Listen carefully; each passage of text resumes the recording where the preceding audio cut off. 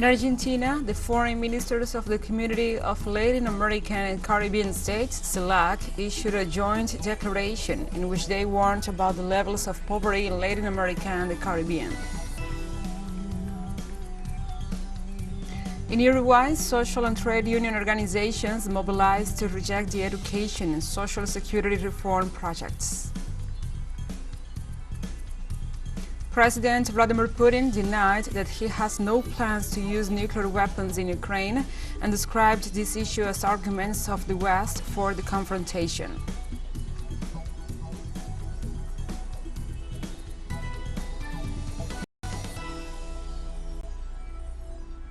From the headquarters of TeleSUR English in Havana, Cuba, this is From the South.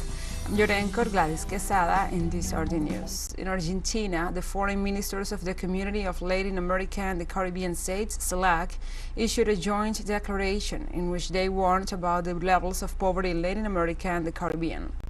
During the 23rd meeting of diplomatic representatives of the member countries of the integration mechanism, a final declaration was issued reiterating to the United Nations the need to put an end to the economic, commercial and financial blockade against Cuba. The 33 member countries ratified that Latin America and the Caribbean constitute a zone of peace and free of nuclear weapons that advocates the peaceful solution of the controversies in the region and the world. Cuba's Foreign Minister, Bruno Rodriguez, said that his country advocates strengthening Celac as a regional mediator and that it will continue to fight tirelessly for the real integration of the Americas.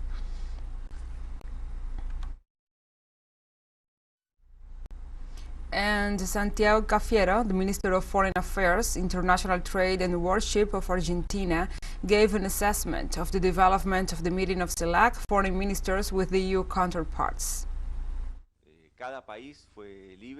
Each country was free to express itself on the issues that it considered its priority agenda and debates that had to be poured into the discussion. That is what it is about, meetings where the word is not forbidden and the imperialism of the single thought is not demanded, but that each one can exercise the use of the word, his reflection and throw his point of view.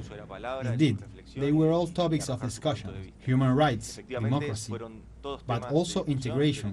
Financial tools were also present for that integration. The financial architecture to generate possibilities for Latin America to be a link in the supply chain, safe and fair, which is being discussed.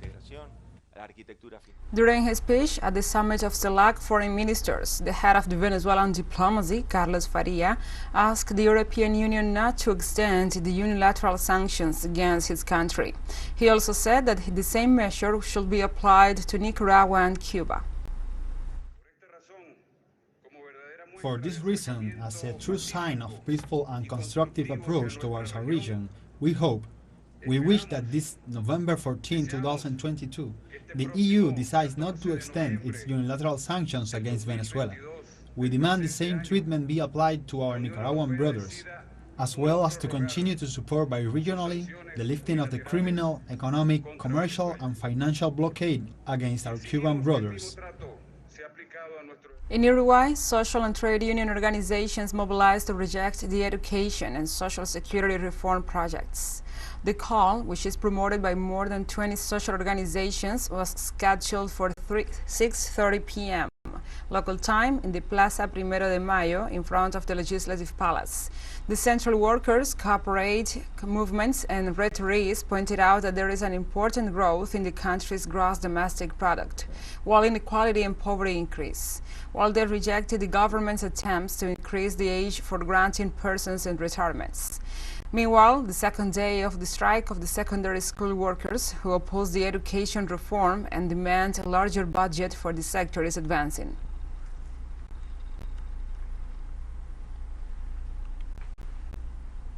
The president of Colombia, Gustavo Petro, made a call to join efforts to normalize the border crossing with Venezuela in order to have a proper reactivation of the binational economy. During his participation in the binding regional dialogues held in Cúcuta, Norte de Santander, the Colombian president assured that 1 month after the reopening of the border, only $2.5 million worth of products have passed between both nations. In this context, Pedro instructed the Minister of Industry and Commerce, Germán Umaña Mendoza, to make the necessary changes to close the illegal crossings through which unauthorized shipments are passing. Likewise, the Colombian head of state reiterated his willingness to dialogue with Venezuelan authorities in order to achieve joint measures to deal with the mafias.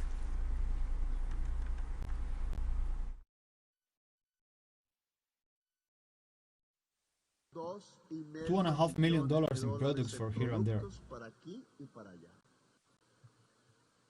And where are the rest of the products going? We opened the bridge. We ran the political coast. And the economy is still going through the path. In Cuba, national and foreign deputies participated in the parliamentary public hearing called Better Without Blockade, which took place at the parliamentary headquarters to denounce the effects caused by the economic blockade of the United States on the island. The Vice Minister of Foreign Affairs, Carlos Fernandez, reiterated that the coercive measures constitutes the main obstacle to the economic development and the prosperity of the Caribbean nation. He affirmed that nothing Cuba does will eliminate or modify the U.S. blockade because it depends on the internal political realities of the northern nation and its system of government. Foreign guests and legislators intervened in the hearing, both directly and virtually.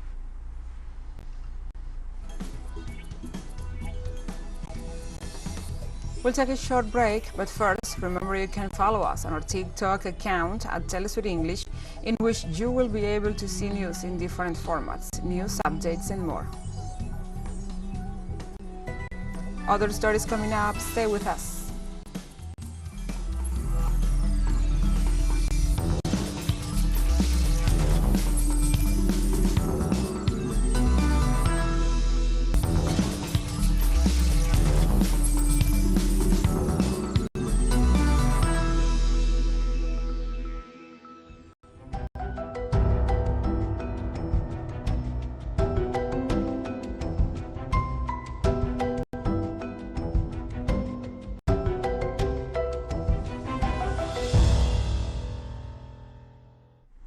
Welcome back to From the South. The president of Venezuela, Nicolás Maduro Moros, informed that the government is keeping a watchful eye on the rains that lashed the country. The head of state pointed out that the rains affected several areas of the country. He also stated that they continue working to attend the affected families. The president emphasized that several cities were affected by the landslides caused by the rains. Likewise, the Venezuelan president reiterated that together with different programs, they are taking measures to face the damages.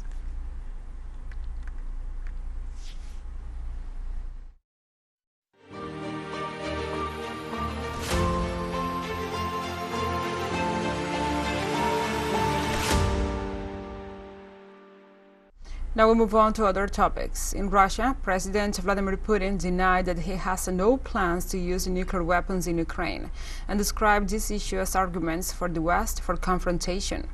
During his participation in the international discussion forum Mobilize, the president explained that the idea of a nuclear attack by Russia does not make political or military sense, and also said that these versions correspond to Western narratives that even bet on the provocation of a nuclear event for which they could hold Moscow responsible.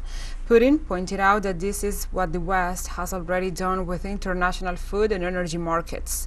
According to the Russian leader, the strategy of the United States in the international arena does not value the sovereignty and the interests of the other states.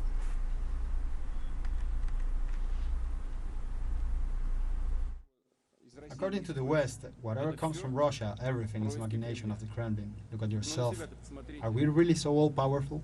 Any criticism of our opponent is perceived as machinations of the Kremlin, the hand of the Kremlin. It doesn't make sense. Is that what we have descended to? Use your head, say something more interesting, express your view more conceptually. You can't blame everything on machinations of the Kremlin. The Russian president referred to the good recovery of the economy, which despite the sanctions of the European Union and the United States has not stopped growing. A lot needs to be done to create new import and export chains to reduce related expenses, but on the whole, the peak of the difficulties is behind us. The Russian economy has adapted. After that, we will develop on a more stable and sovereign platform. In the same context, Putin stressed that Russia wanted to build relations with the leading countries of the West and NATO. We tried to build relations with the leading countries of the West and with NATO. We had one message. Let's stop being enemies, let's live together, let's have dialogue, build confidence, and therefore peace. We were absolutely sincere, I want to stress it. We clearly understood the whole complexity of social improvement. But we went for it. And what did we receive in response? We got no from NATO, in all potential areas of cooperation. In France, a protest organized by the Confédération Générale du Travail, the CGT, began to demand an increase in the minimum wage.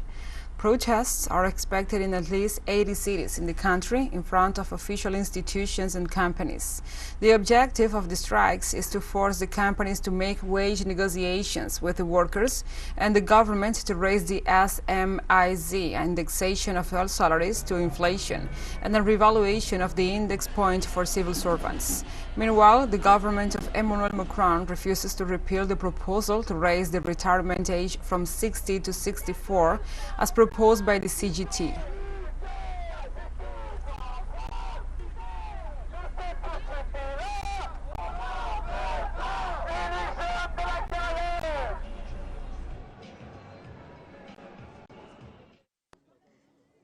To express my dismay at the deafness of the government, which doesn't want to hear that we are against pension reform, that we are for salary increases, and that we will not be able to get out of it if the government only gives money to companies without consideration. That's it.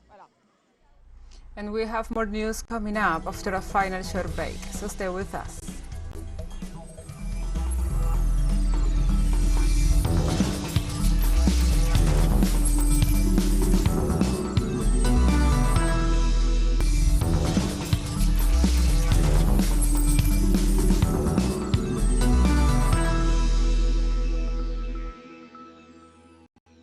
Welcome back to From the South. The United Nations Security Council urged the resumption of talks for a dialogue to find a solution to the conflict in Western Sahara. The resolution of the body urges the parties to resume negotiations with the aim of seeking a political solution to the self-determination of the country. The resolution, adopted on Thursday, also calls on the parties to cooperate fully with the UN mission MINURSO. The UN Security Council also approved a one-year extension of the mandate of the UN mission.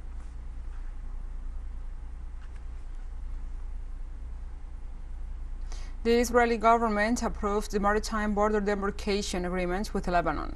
The pact allows Tel Aviv to connect its gas network to the Karish platform in the Arab nation. The official ceremony was held at the headquarters of the United Nations peacekeeping mission after the presidents of both countries signed the document at their respective seats of government. The Israeli Prime Minister Yair Lapid described the signing of the agreements as a historic event and an achievement for Israel in terms of security, economy, and energy. Lebanese President Michel Aoun, for his part, insisted that the agreement has no political dimensions or impacts that contradict Lebanon's foreign policy.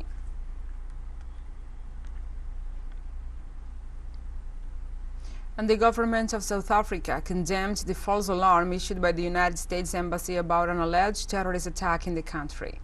President Cyril Ramaphosa described as unfortunate the announcement of the U.S. Embassy in the country without consulting with the executive. The head of state highlighted that several alerts about a possible imminent attacks in the country have been issued in the last years, but none of them have materialized. Likewise, the president rejected that another government issues these kinds of threats in the country, generating panic in the population.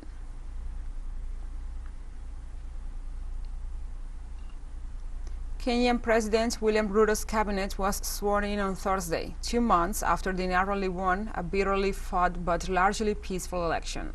The 22-member lineup will be tasked with tackling the cost of living crisis and other economic issues in the East African country. The cornerstone of Ruto's election campaign manifesto. Ruto became Kenya's fifth president since independence in 1963, replacing Uhuru Kenyatta, who served as second and final five-year term. Kenya's president stressed that his cabinet will represent the sentiments of all the nation's citizens. I haven't appointed any cabinet for any region or for any county or for any community. I have appointed a cabinet of Kenya. I expect you to respect your oath of office and serve all Kenyans equally. And despite the difficult situation that marks life in Syria, the youth of this Arab nation do not lose faith in a better future. This was demonstrated by dozens of young people at a colorful party they organized in the country's capital under the title I Love Damascus. Our correspondent Hisham Wanos with the details. Dozens of young people, full of life, gathered at the Al-Muhavasa Sport Club to show their love for Damascus. They did it with color powders that they threw to cover their faces, bodies and clothes, in an atmosphere impregnated with love, joy and peace. The idea of this carnival comes from abroad, and we here have assimilated, and we are developing in a way that serves our needs. So on this occasion, we start selling tickets at a symbolic price in order to raise funds. Now we go to help the needy in the middle of a difficult economic situation in the country. The good thing about this carnival is that it unites many people of different tendencies, cults, and ethnicities. Altogether, we create new friendships and spread an atmosphere of joy that help us as young people to discharge energy in a healthy and fraternal way. The participants also ratified their determination to move forward and overcome all the difficulties and pressures caused by the war and the blockade imposed on their country. A goal they claimed to achieve with the unity they reflected with a beautiful mixture of the different colors, symbolizing the various components of the Syrian people. It is a beautiful experience that for 6 years now has become a regular practice every year, where we come together to free ourselves from the pressures resulting from the war and the blockade, as well as from the coronavirus pandemic and the pressures of the exam season for us as students. These are the colors of life, and they reflect the different components of our society that are united in this activity, in the same way that the colors we are using are mixed. So we take advantage of this event to overcome our differences and to root our unity as children of the same homeland. This celebration is not only about colors, it's a festival that, for the Syrians, symbolizes the victory of the good they claim to represent against the evil materialized in terrorism and its supporters. It is a space to spread joy before the hardships of more than a decade of foreign-imposed war. Hisham Wannous, TeleSUR, Damascus, Syria. And we have come to the end of this news brief. But remember, you can find this and many other stories on our website at telesurenglish.net. And also, if you feel so inclined, please join us on social media for all the latest news. We are on Facebook, Twitter, Instagram, Telegram, and TikTok. For TeleSUR English, I'm Gladys Quesada. Thank you for watching.